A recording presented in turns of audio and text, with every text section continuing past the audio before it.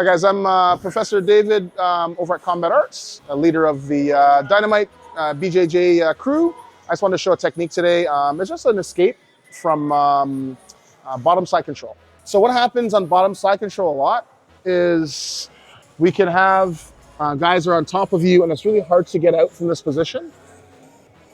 So I do a version of what we call a wrestle up. So what I want to do is I want to actually make some frames first.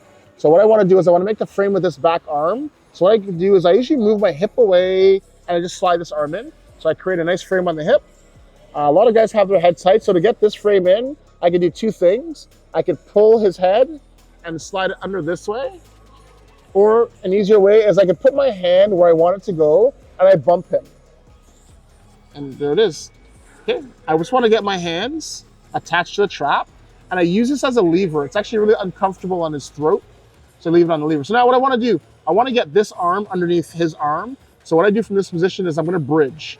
So I'm going to put my feet into the floor.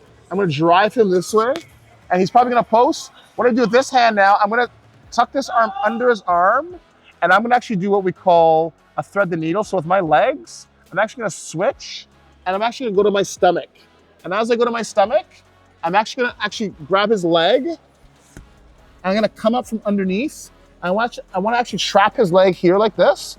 I want to suck his knee in. Okay. All I'm going to do from this position now, I want to actually now collect his other foot on the other side, and I'm going to use my head. I'm going to sit him down on his butt. Okay. When I get the control on his butt that I want, I'm going to start moving behind.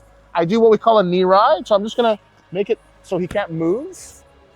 Yeah. And then I walk to the back. And I like to trap the hands.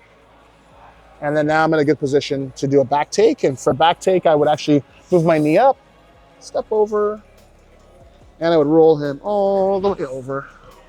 And this would be my back take. So I can actually go from being on the bottom, side control, to a position of dominance on his back in one little sequence.